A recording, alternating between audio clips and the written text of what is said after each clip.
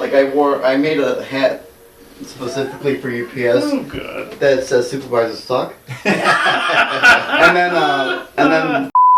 Alright, sir, if you could say anything. Anything. Anything. Check, check. 1, 2, 1, 2. There you go. I haven't gotten that joke so many times. Say anything. It was like, say something.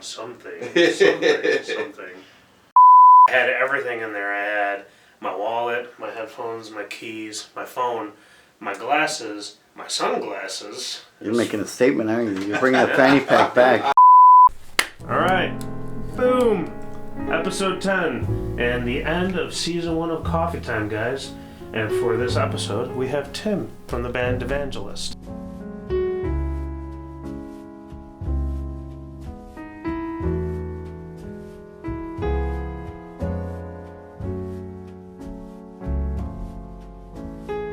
What's going on? Woo! Guys, we did it. 10 episodes.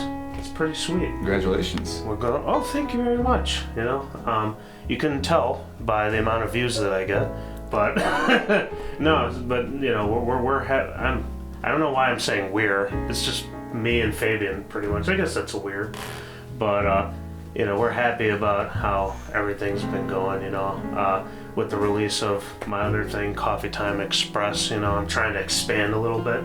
So, guys, I'm talking directly to you. As this stands, this is episode 10, the end of season 1. I'm going to take a little bit of, I don't know if you want to call it a sabbatical, but a little bit of a break. So, you know, as this drops, you know, maybe in a month from now, I'll come up with season 2. Alright, and guys, for the coffee of the day, I have Valhalla Java. This is from Death Wish Coffee brand. It is Zach Wild's, you know, brand of coffee. I'm not a big Zach Wild fan, but you know what? His coffee is pretty goddamn good. I like it. So, yeah, it's pretty sweet. It's, you know, I can read the back. It's forged from the volcanic soils of Indonesia and nutrient-rich soils of Central and South America. We present to you the Valhalla Java Odin Force blend. So, yeah, and then it's got a bunch of stuff about Zach Wild. It's a dark roast, man. I like dark roast. Oh yeah, it's also from Death Wish, which they claim to have the strongest coffee in the world. So have fun with that later. Yeah. So I actually plan on going to the gym after this, so it'll be perfect then. I'll be wired. Yeah, you'll need it for the drive home. Yeah, that'll be a problem.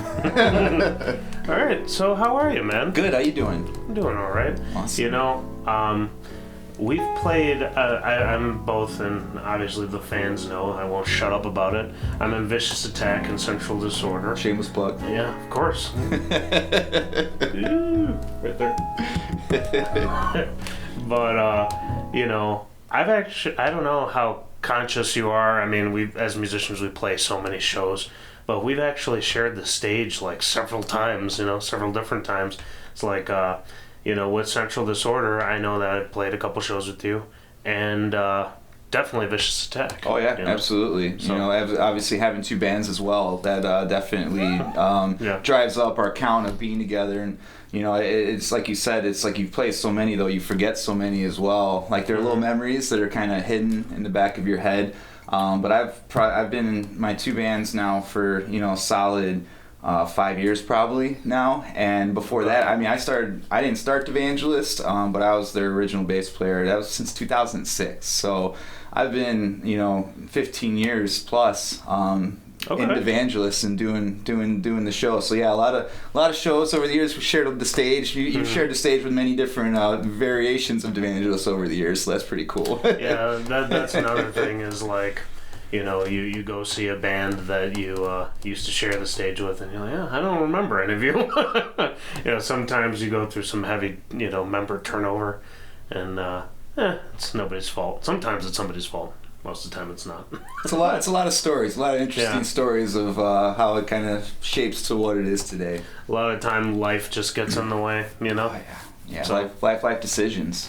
Oh yeah, like having kids and, you know, like anything, you know. We were talking off mic about how, like, for the longest time, Vicious Attack was looking for a singer.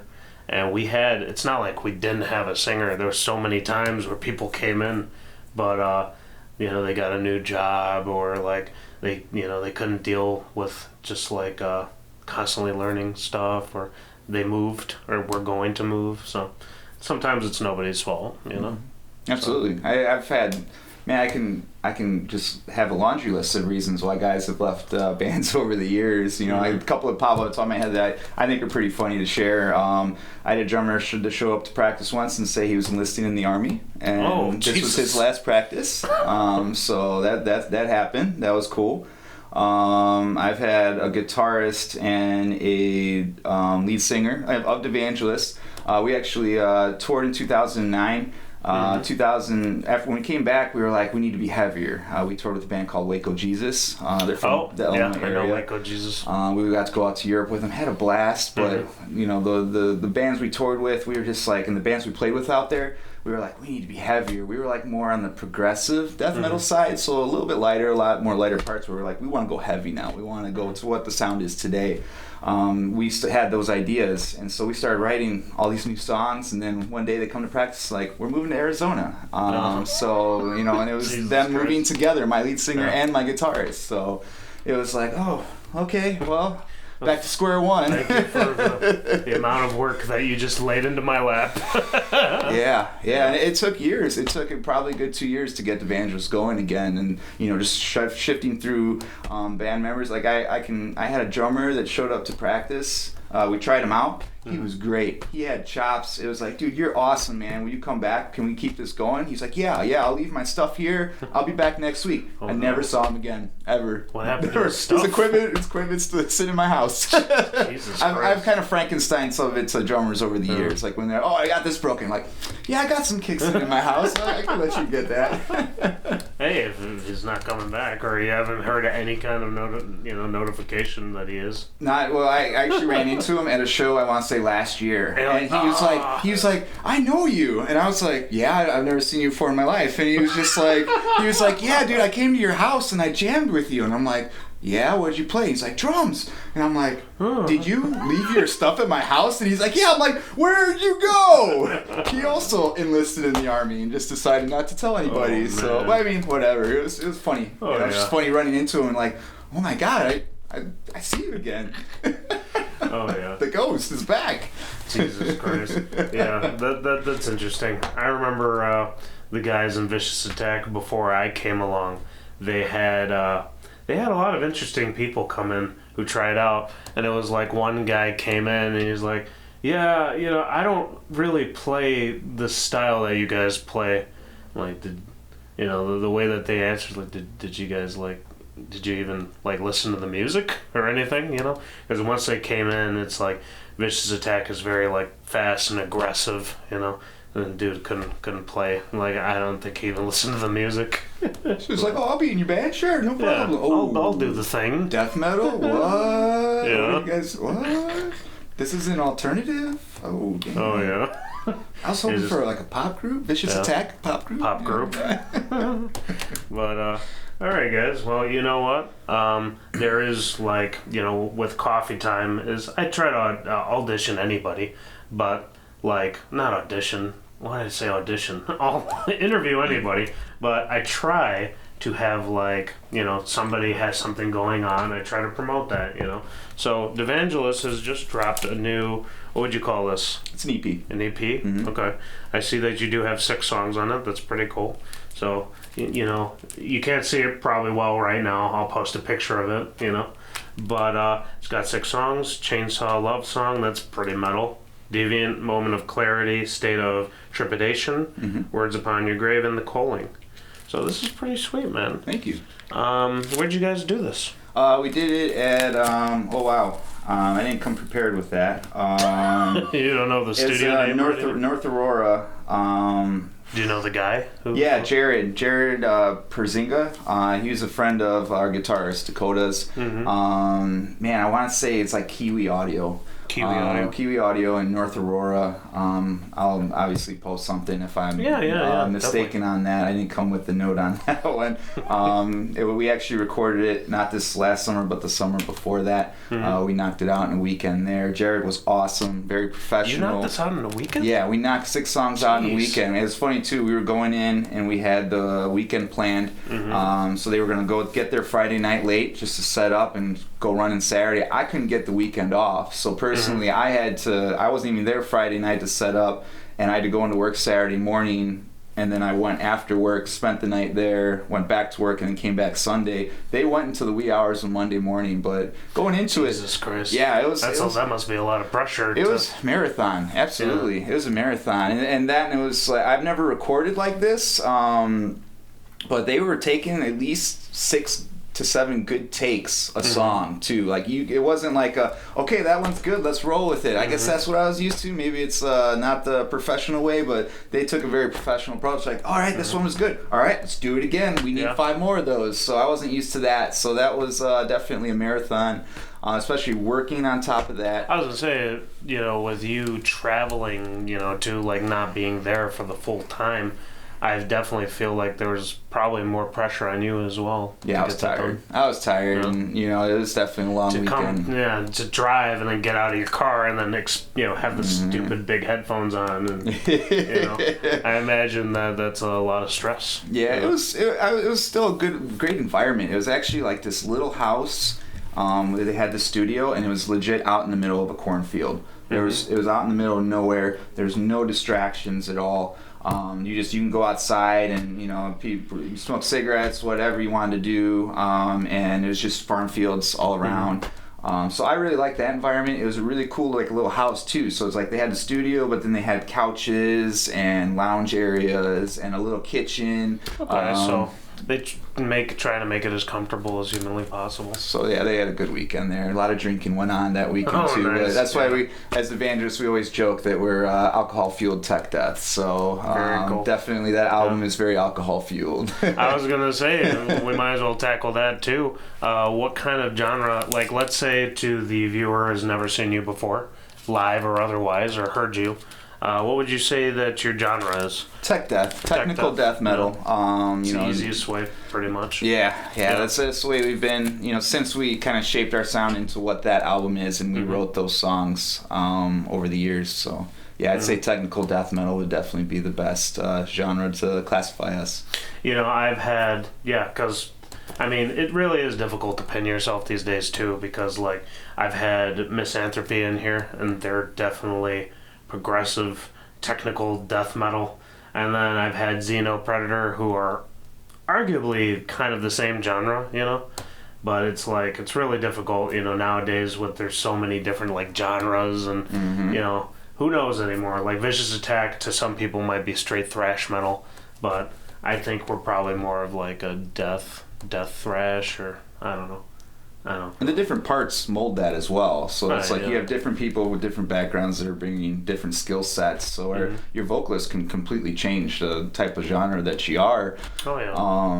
And so that's definitely a big part of it too. Is all of our backgrounds. We're definitely big fans of some of the bigger tech death bands out there, like Origin. Yeah, let's do that then. All right, let's for everybody at home. Who is in Devangelist? Why don't you just name everybody off? Our lead singer, his name is Doug Taylor. Okay. Dakota Raymond is our guitarist. We only have one guitar. And then Brandon Omini is our drummer. And then I'm Timmy. I'm the bass player. So we're just a 4-piece. A big part of that album, I want to give credit to Ryan Cawley. He was our drummer when we wrote a lot of that.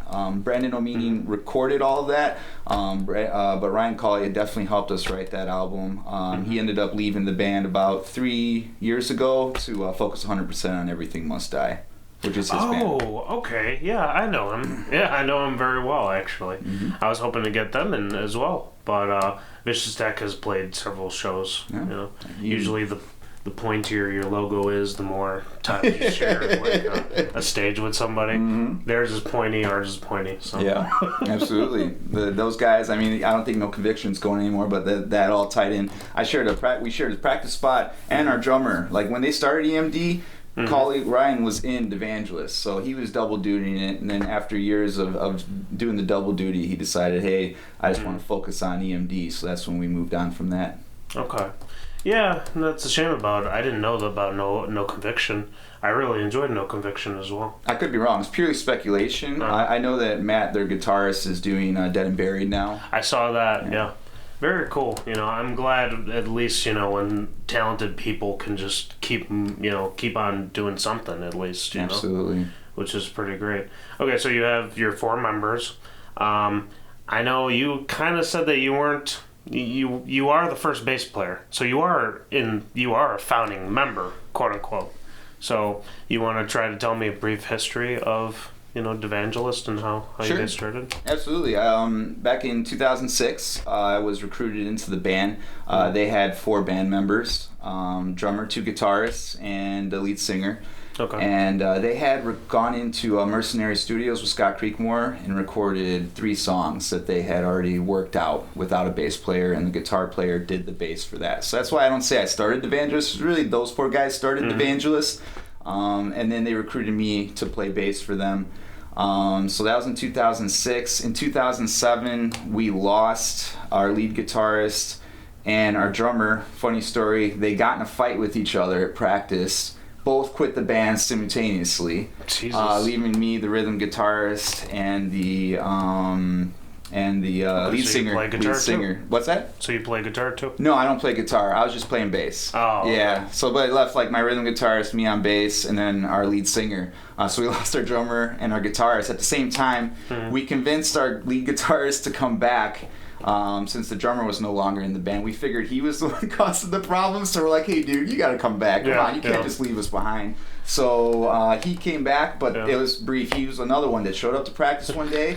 We went on a smoke break. Came back to play, and we're like, "Where is he?" And then we look out the window. His car's gone. Where'd he go? We're calling him. He's not picking up. I've talked to him again, but he just decided he didn't want to do it anymore and left in the middle of practice and never to be heard of again. So that was a fun one. You took a gamble on that and lost.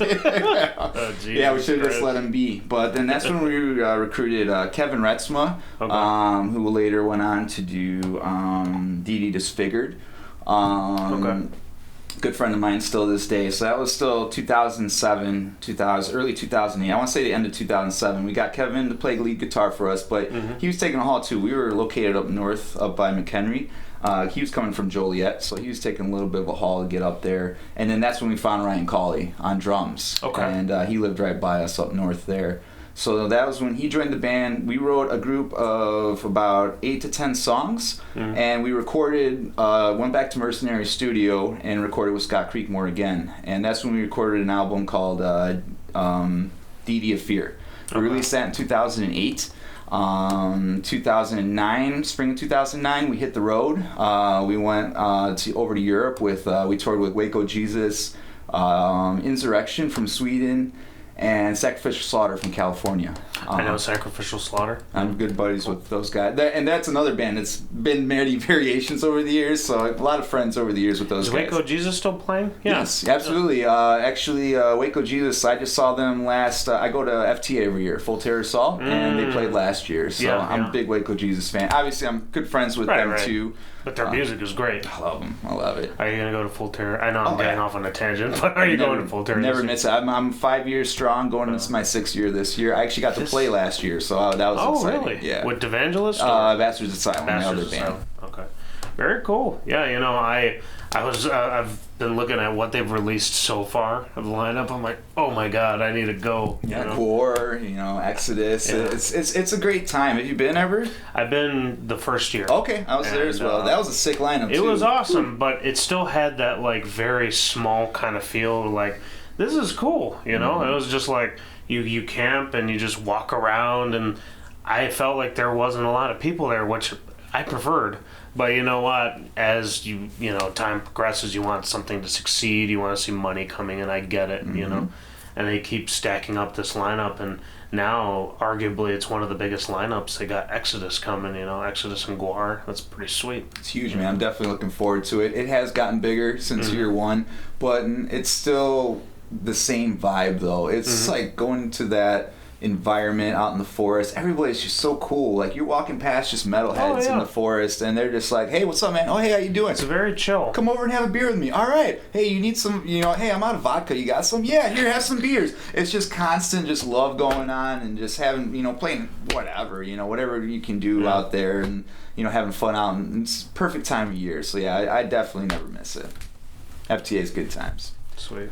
So, and then just to finish off, that's when we recorded, not recorded, that's when we recruited. After that, Ryan Johnson and Dallas, our lead singer and our rhythm, they left the band in 2010. And then after that, that's when we recruited first Doug as our lead singer. And then we went through a couple different guitarists, and then we found Dakota and settled. We just all clicked after that. And then so then we were 4-piece with Ryan. He left the band 3 years ago. We got Brandon in the band, and we've just been rolling ever since. Sweet. Devangelist is just right now a well-oiled machine. It's such a great accomplishment that we were able to record this, now release it. It's available on all streaming services, so if you look up Devangelist online, we're on anything that is possibly streaming. Yeah, dude, this is pretty sweet. Like, I saw your post, about it being available on all streaming services. However, my Spotify has been acting insane lately. Like, I haven't been able to listen to anything, so until that gets fixed, I was like, crap, I was looking for some way for me to listen to it. I'm like, I could go on Bandcamp. So I listened to the song that you guys first put out. Was it The Calling? Yeah. I listened to that, and it was pretty great. I'm excited to listen to the rest of this. So, you got the social meds. He's a man of promotion, just like me. Also, just to give credit to where credit's due, we did go to the studio. Jared did record us. We ended up getting it mixed and mastered by Ryan Johnson, our original guitarist for Devangelist. Still a good friend of mine, lives down in Arizona and is doing his own thing. I think it's just called Ryan Johnson Audio. And he took the album and he mixed and mastered it for us. So, okay. Yeah, he's a big part of this album as well. So it wasn't, obviously, it was mixed and mastered somewhere else. We sent him the tracks down to Arizona, and we just back and forth for a period of time and it came out the way we wanted it, so we couldn't be happier with this release. No, that's awesome. When you like with in the past with Vicious Attack, sometimes we've recorded it with one person and have it mix and master with another. Recently, we've been recording. I don't know if you're familiar with Dan Klein from Iron Hannah Audio. Mm-hmm. He's literally right down the hallway from here. Nice. So it works out perfectly because, we all come here anyway. We just go over there instead. And then he also mixes and masters it for us, and we're very happy with everything he's done for us. So it's the key. You got to find somebody who you like. Absolutely. Is the short version of that. But it's just a stressful, you want to do the best that you can, and if you're in that stressful environment, you need to be relaxed. You need to have that somebody that you, like you said, you're comfortable with behind the board. You want somebody who's going to push you, but you don't want somebody who's going to, I don't know. I mean, they could be annoying, I guess. But, you don't want the guy who's just like, okay, next, Yeah. It's like, oh, True. Okay, I think I messed up a couple of those parts. And Are you paying attention? Yeah. We're giving you money? Yeah. Now, what are some of your guys' influences? Like, what am I going to hear when I listen to this? Origin. Okay. Psychroptic. Mm-hmm. Bloodbath. I love Bloodbath. Yeah, Bloodbath's awesome. You can go see them when they come to the House of Blues this year. Yes, I saw that. That's pretty awesome. Yeah. I don't like that it's at the House of Blues. Yeah. But, other than that, it's awesome. I don't get many opportunities to see Bloodbath, no doubt. Man. But yeah, those are probably those are just 3 bands that just pop off at the top of my head that are just like the pioneers of the genre. So those are definitely 3. Aborted, big fans of Aborted. They just released a new song like a couple days ago. That's really awesome. I haven't heard it yet. Nice, I'll have to check it out. Man, those guys, they just like with the tunes, man. The Honey Bunch to know it's all day. So I love when they come through. Mm-hmm. It's absolutely. Sweet. All right, so again, I've had so many different musicians. Sometimes it's been 2, sometimes it's just been 1. This is the first time in a while, besides the Fabian episode, where I've had like a one-on-one, and also even less. I think you were the only bass player that I've had one-on-one. Oh, usually nice. the bass player is off to the side with the singer, you know. And I'm like, all right, well, you know, I try to split it up between the two, you know. But it's always interesting hearing like a bass player's influences. So, all right, we're not talking about Devangelist. We're not talking about Bastard's Asylum. Let's go back to when you started playing bass, you know. How did you start? Like, was music in your family? Did you just pick it up? You know, it's definitely hereditary that was in there, but I never really discovered it until about college age. I was in my late teens, early 20s when I picked up my first bass and started playing. I never played guitar. I don't know how to play guitar, so bass was definitely the first thing. And really, it was picked up as, I want to say as a joke, but I had good friends of mine who were a guitarist and a drummer. And the guitarist really wanted to start a project, and he wanted to start a punk rock project. And he was like, dude, just come play bass. I'll teach you how to play it. And I was like, all right. So I picked up the bass and just started playing bass with him.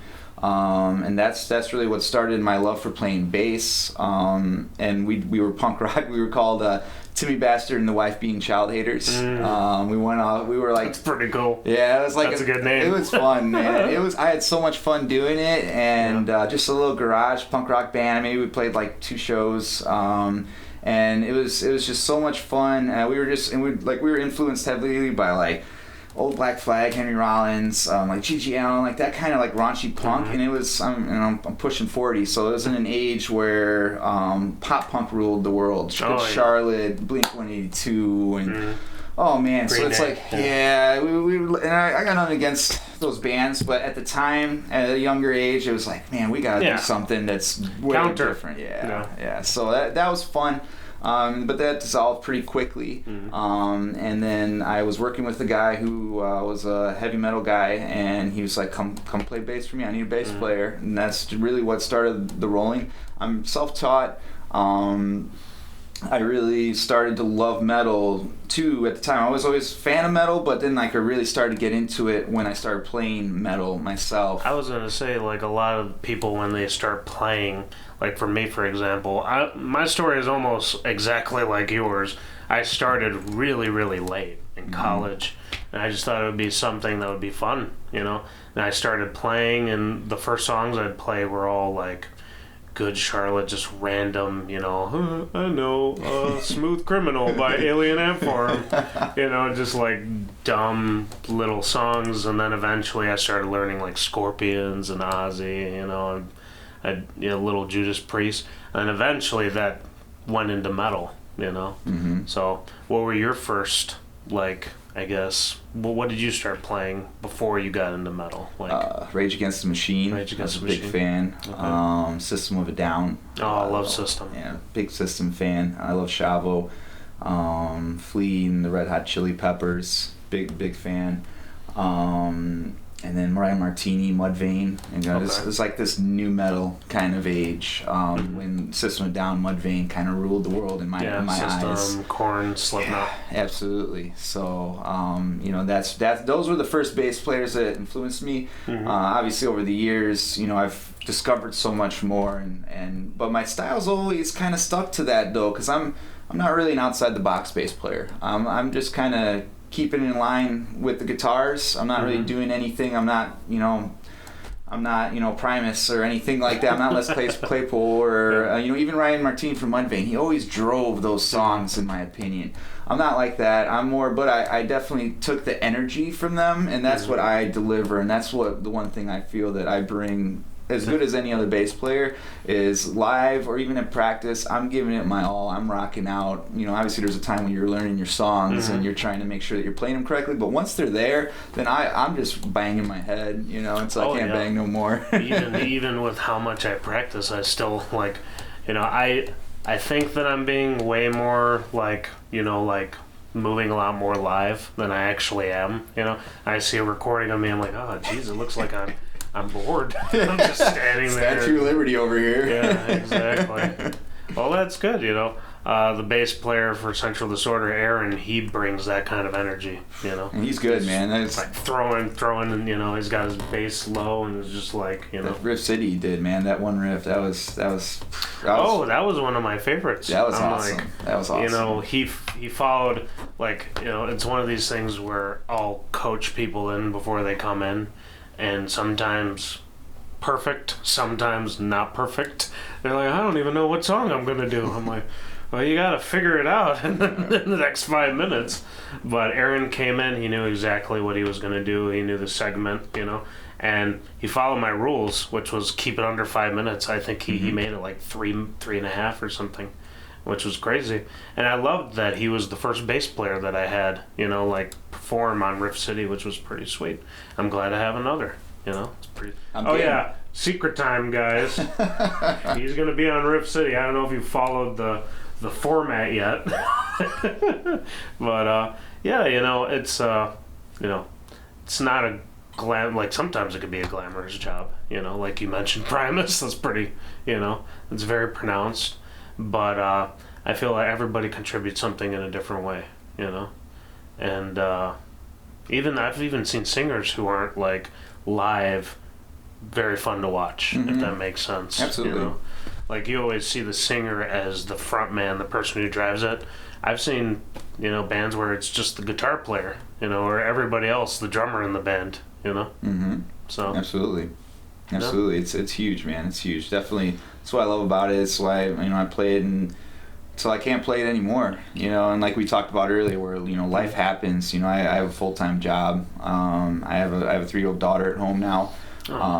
So it's like life happens, but I always drive. I always show up to practice. I love that I've done what I've done and still continue to do it. And yeah, it's just nothing like breaking that sweat while you're just ripping up the bass. I love it. Oh yeah, there's a difference between having a hobby and having something that you truly love. That makes sense, you know. Absolutely. It's like no matter what life throws at you, you can still keep this in one form or another, you know. Absolutely. I always thought, like, what if I, you know, had kids down the road and I started to all of a sudden have to start working more doubles at work, you know, and, you know, doing more stuff at home. Like, well, maybe I just buy a, you know, like a badass computer and just fill it with all these programs and just record music at home at my leisure, you know. Why not? I'm like, you should never stop just cold turkey quitting, you know, what you love, you know. Or maybe the passion wasn't there, if that's how easy it is. Right, just exactly. Go, I'm good. You know, that time in my life is over. I'm good. Right, I'll never, exactly. you know, if it means me doing what I do means I've never grown up, or, you know, I'm not grown up, or whatever. I don't care. You can say whatever you want about me. You know, life's too short to be focused on what other people think. You know, you just have to have fun and do it and do what you love. And you know, yeah, life is stressful. You have to pay the bills, but, you know, and now it's like saying I have a daughter at home. It's like my mind is constantly on that. You know, terrible threes are not fun, but, you know, it's day by day. You know, my bands understand. They understand. They love me, and that's great about it too. Being in bands where, you know, you just have that respect. I've spent years doing it, and they know, hey, if I gotta take a step back and miss a practice or two, they're cool with it. Life goes on. Of course. And we've had, like, you know, when I first joined this band, Vicious Attack. I had started working a new job. I was at Southwest, so my hours were real crazy and erratic. And I'm like, I just made sure I let everybody in the band know. I'm like, look, I want this, you know, clearly. I auditioned and I'm here. You know, if you can put up with my crazy schedule, you know, eventually it'll get better, you know. So life sometimes happens, and, you know, it just depends where everybody's at. So. All right, well, we'll go back on to Devangelist now. What is your guys' like writing process? Do you all have like song ideas and you kind of just bring them to the table? You know, like I've heard sometimes the singer will just have lyrics for a song and then bring it and like, oh, that's pretty cool, you know? I'd say it's pretty independent, kind of like you said, but when it comes to the actual song, the riffs, that's Dakota. Dakota's the main writer of everything. When Ryan was in the band, Ryan Cawley, he would bring a lot of riffs on the drums, but he was also an accomplished guitar player as well. So he'd be able to pick up a guitar and translate that. I did write the one song, the last song on there, the choline. I started that song, but those are a little bit more far and in between, like my ideas when they get in the mix. I don't know, I guess it's just, Dakota does a good job of driving the riffs, and then I'm just keeping up with him. Playing tech death on bass is not an easy, fun thing. No, it's not. I curse him sometimes, like, why did you write that, man? I gotta play that? What? Come on, dude. But Doug's pretty independent with the lyrics. I don't think... there might be a little bit of conversation. A little bit of leeway. Yeah, about, what the subject matter is. But usually Doug comes prepared. Doug, while he's listening to the songs take shape, he'll have the ideas and want to call it this or that. So he writes his lyrics and stuff. I do backup vocals for him though. So after the song is written, then I'll just kind of hear it out, and then I'll say, oh, how about I do this here? What are you saying there? And we'll go back and forth a little bit about the lyrics. So I'm a secondhand, on that. The one thing I'm really good at that I really bring is structure. I love song structures. I love structuring songs. Like, oh yeah, we should play this riff again. This is when we should play this. And there's the breakdown. I'm like the sergeant with that. Like, so Dakota's throwing the ideas out there. I'm taking them and I'm forming them. I'm on the board writing what's going on. And okay, let's try that out. Yeah, that's what I love to do. Yeah, there's been like it's always tricky with every band. It's different, but like when I write a song, I usually go from start to finish. And I think incredibly about, this just where I want everything.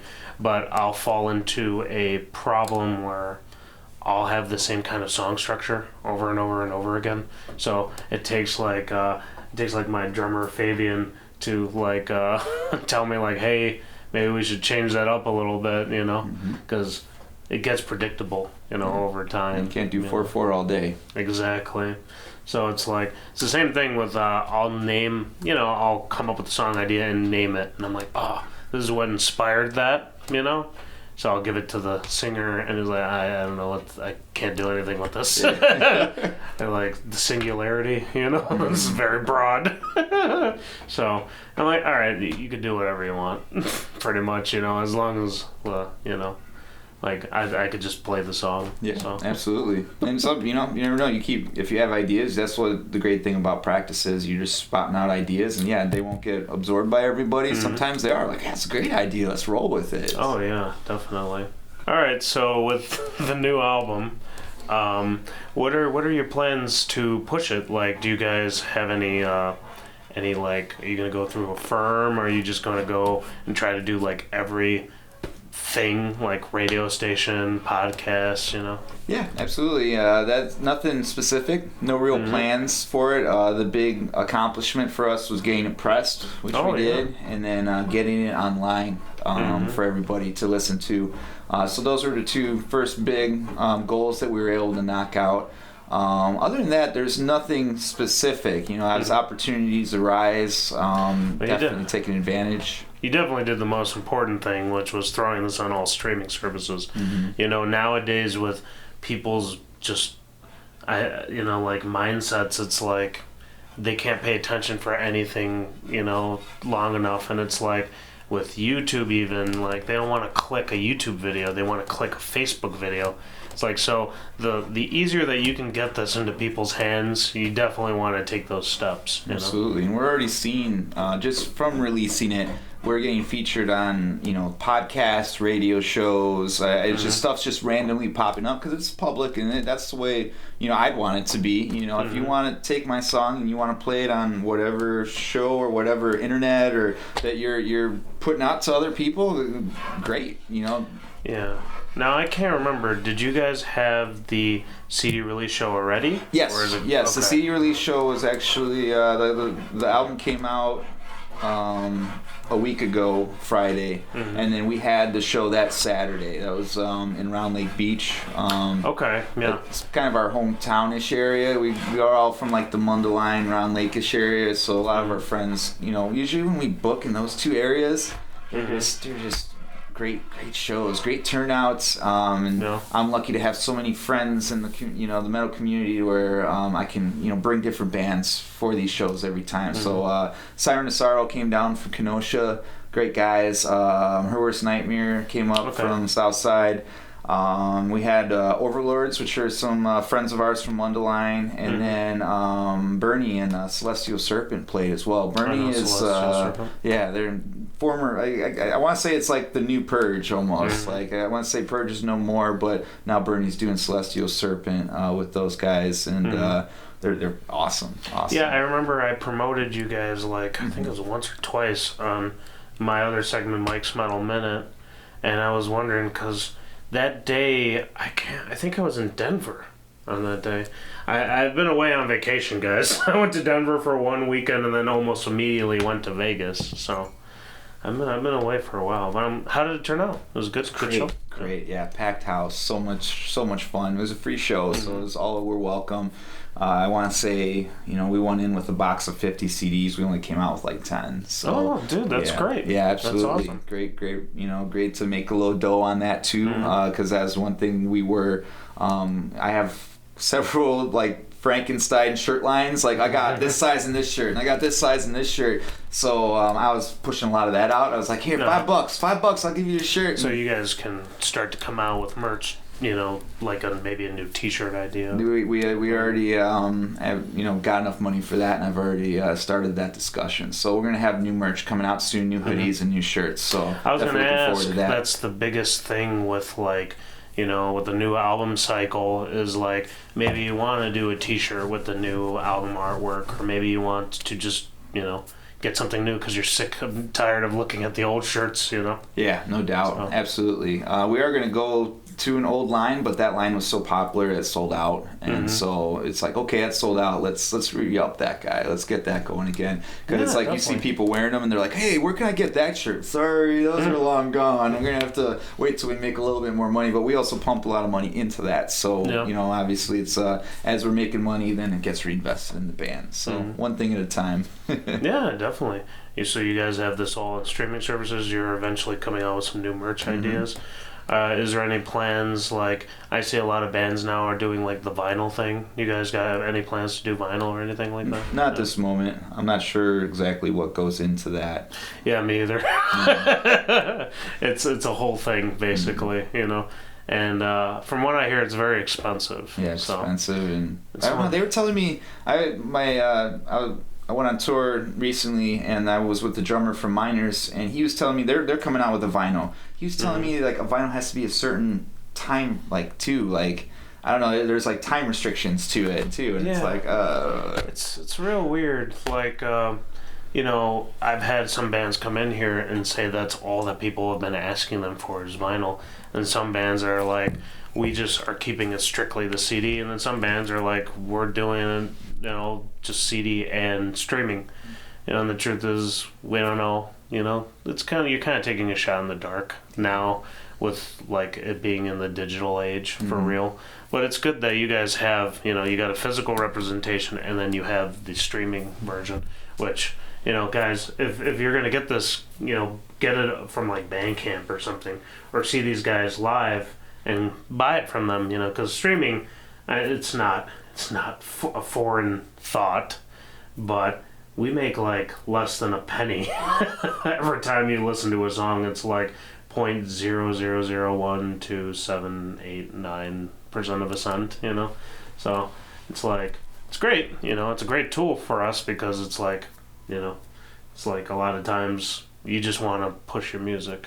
And I really want opportunities. That's really what I'm looking for. I'm not looking for a huge revenue stream. Yeah, that would be great, but it's obviously I always keep grounded when it comes to money coming in, and it's always reinvested in the band anyway. So I always work a full-time job.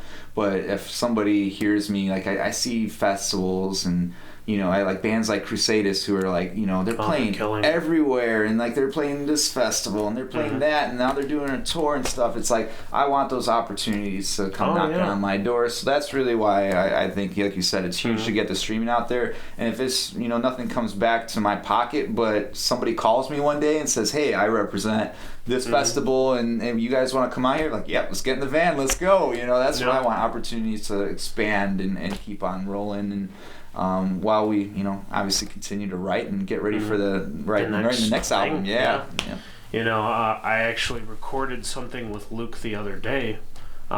He's doing it was just a playthrough for one of the solos and one of his songs, and I told him that I was meeting with you at the time tomorrow, and he only had good thing to say about you guys. That's nice of him. Yeah, he's a good guy. It was funny. I was playing a show with him recently, and I have a bass case that has a lot of stickers on it, and it has a Supremacy sticker on it. And he came up to me and he's like, "Dude, nice Supremacy sticker." I'm like, "Yeah, I played a show with those guys, Back years ago." And he's just like, "I was in Depressed." I'm like, "Oh man, woo! Good to see you again, man." He Luke Seaver, guitar boy wonder. He's in Crusadist, Depremacy, and Opatia.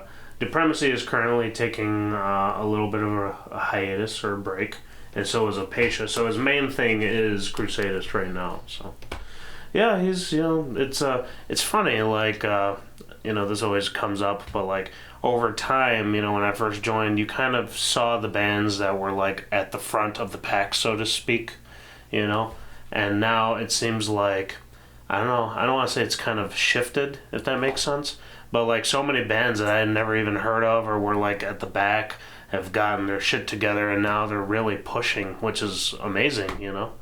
It's pretty cool. It's what keeps it going, so there'll be, been and seen that absolutely. I've seen the same thing, and I've had my ups and downs with how active my bands have been. So to be able to ride that roller coaster, and I'm releasing a CD, and I'm talking about it on Coffee Tyme. It's awesome. I'm on top of the world. I'm happy to be part of that and be part of any shows we get invited to. I also try to actively book myself too, just to just keep shows going. Reach out to venues. We have so many great venues out there that can help us out and put great shows on. Invite friends from afar to get a nice little mix-up going and have fun with it. What are your favorite venues in Chicago? I love Livewire. I just love the sound of Livewire. First time I played Livewire, it was called the Metal Shaker, and there was no floor, there's no stage. It was on the floor. There's no sound. Table. You had to bring, they moved the pool table. You had to bring your own sound. Back then I didn't enjoy it as much as I do now. Now with the stage, the sound, super professional. Don Book's there, and just great time. Anytime I play Livewire, so I've always had fun there. I have some bucket list venues that I want to hit up one of these days. I've never played Cobra Lounge. You've never played Cobra Lounge? I've played Cobra Lounge, so I feel that's one of those bucket list kind of venues. That and Reggie's. I never played Reggie's either. You never played Reggie's? Either stage. Dude. So I've been to both a million times, never played it. So those are kind of I'm eyeing them. Okay, how can I get myself weaseled into one of these shows? Well, do you know who puts it on? I want to say Don, who does Livewire. I want to say he does Cobra. So I was gonna reach out to him. Don does some Cobra Lounge, but a lot of it is Shane.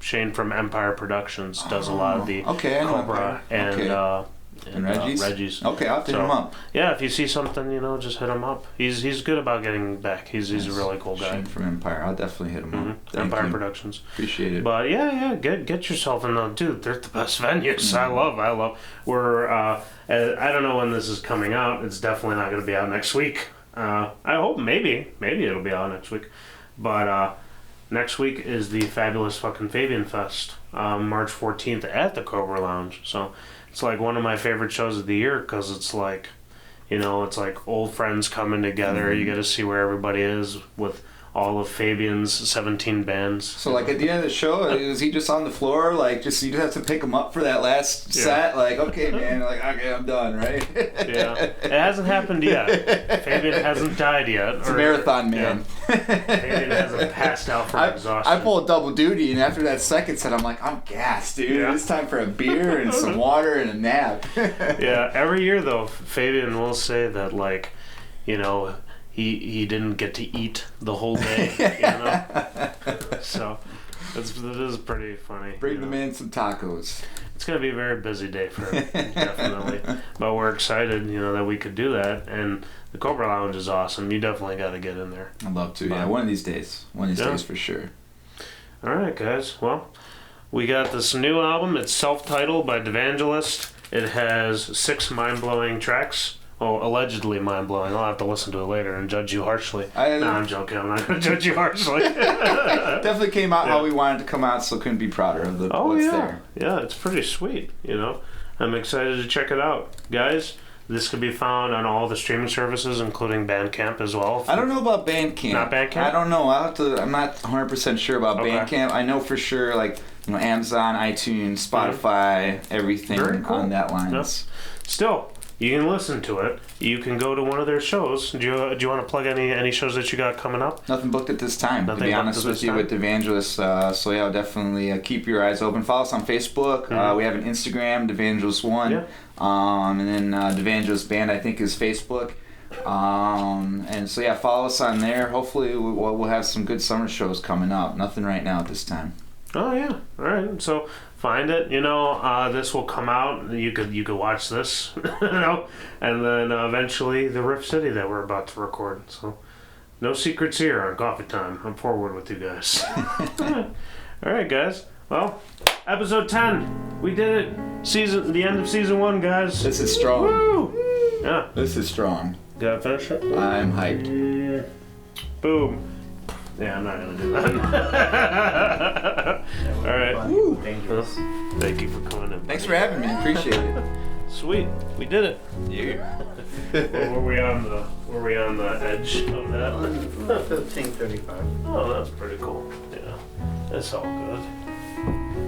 So now, together, it was 20 minutes the first time. What would you say the second? Another 15, maybe? So it was almost 19. And almost then this 19. one was like 15. So like roughly like 55 minutes. I usually try to keep it under an hour. Yeah. Because I'm like, you know, there was a